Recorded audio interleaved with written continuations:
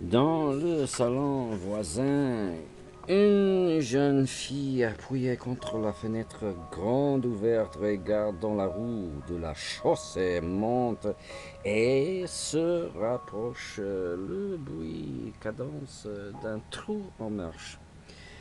André Chalier pénètre dans la pièce en referme la porte. Il s'est maintenant composé un visage soucieux. Au bruit de la porte refermée, la jeune fille s'est retournée. Elle est jolie et jeune, 17 ans peut-être, et quoique grave et tendu, son petit visage demeure encore puéril.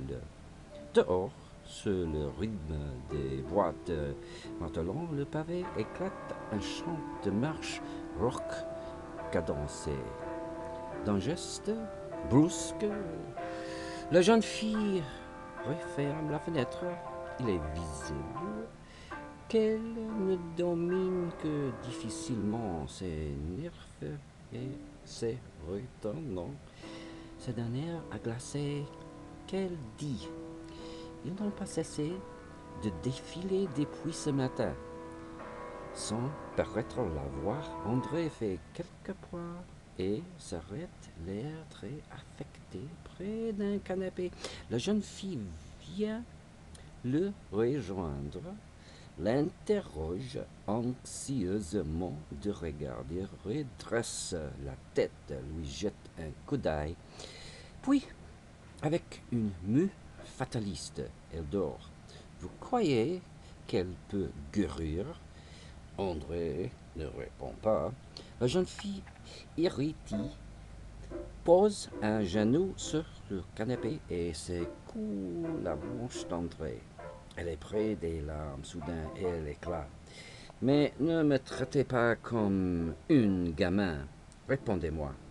André regarde sa jeune belle-sœur, lui caresse doucement les cheveux, puis avec tout ce qu'il peut mettre dans sa voix de tendresse fraternelle et de douleur contenue murmure: vous allez avoir besoin de tout votre courage, Lucette. Lucette éclate un sanglot et pose sa tête sur le rebord du canapé. Son désespoir est sincère, profond, mais très puéril et très égoïste. Elle n'est encore qu'un enfant gâté. André murmure doucement.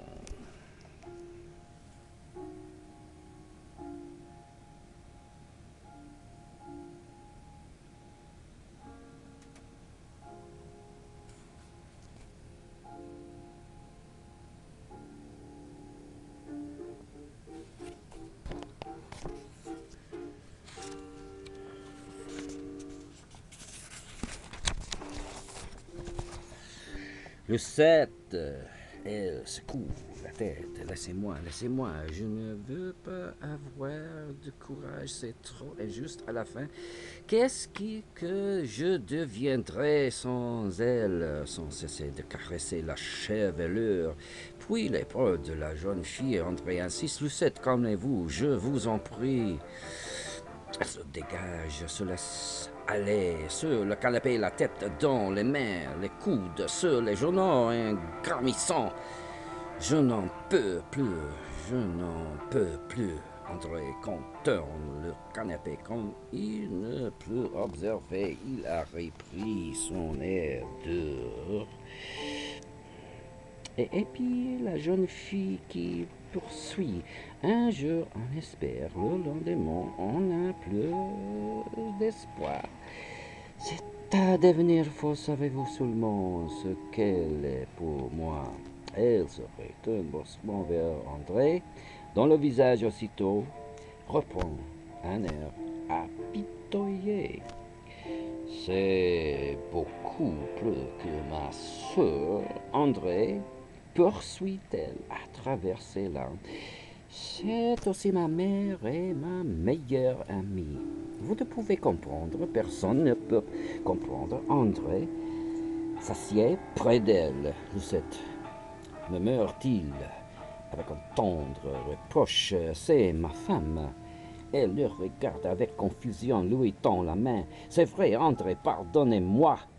Mais, vous le savez, sans elle, je me sentirais si seul au monde. Et moi, Lucette, André attire la jeune fille contre lui. Elle se laisse aller avec beaucoup de confiance, beaucoup de pureté, pose sa tête sur l'épaule d'André qui répond hypocritiquement: je ne veux pas que vous pensiez, je suis seul.